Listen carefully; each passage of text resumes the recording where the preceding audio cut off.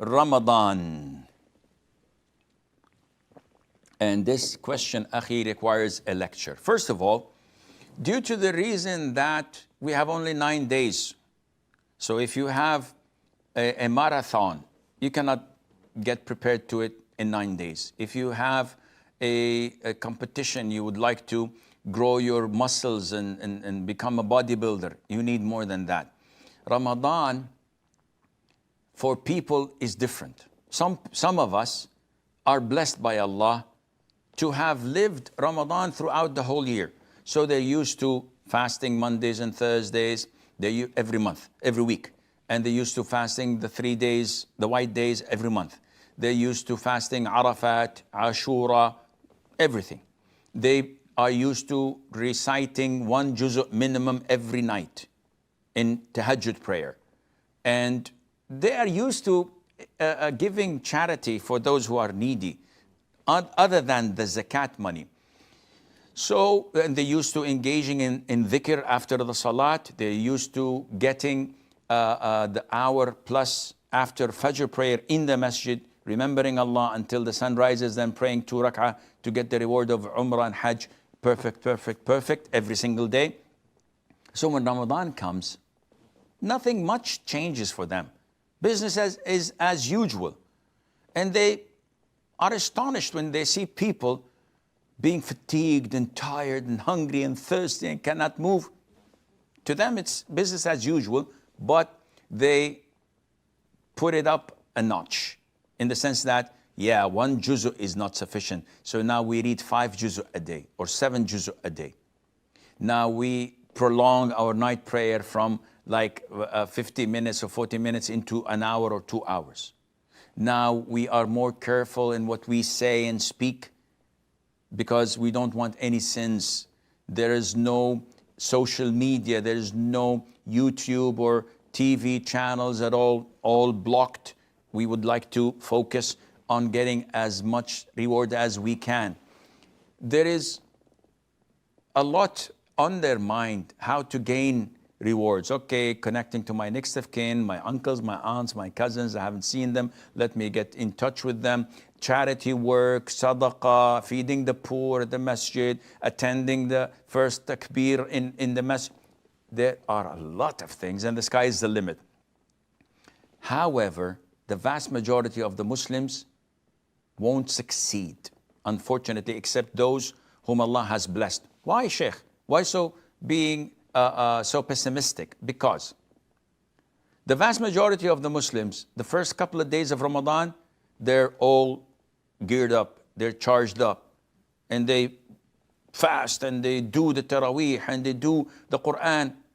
On the third or fourth night, they find that they're out of gas, out of wind, totally. Oh, it's so difficult, I can't go on, I don't know what to do, I'm so bored, I need to steam off a little bit, I need to do something, refresh, can I watch this, can I play with this, can I go here and there? And they soon get distracted and everything goes back to normal except that they are not eating or drinking. But everything else, the haram, watching and listening and acting upon, is business as usual.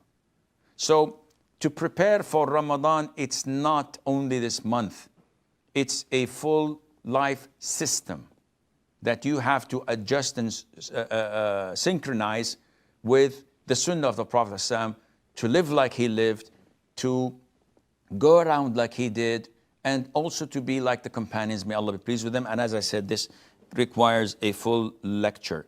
Second question was about moon sighting. This is an issue of dispute among scholars.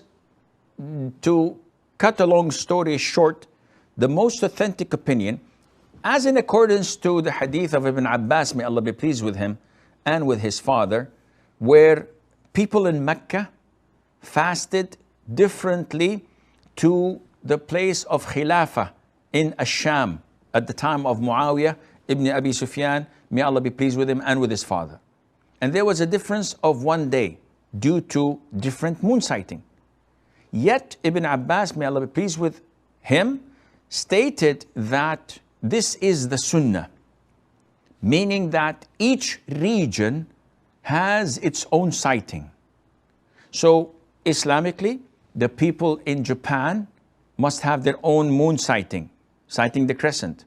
The people of Malaysia and Indonesia, the people of India, the people of the GCC countries, the Gulf, the people of Syria, Iraq, the people of Egypt, the people of North Africa, etc. They all have to have their own sightings.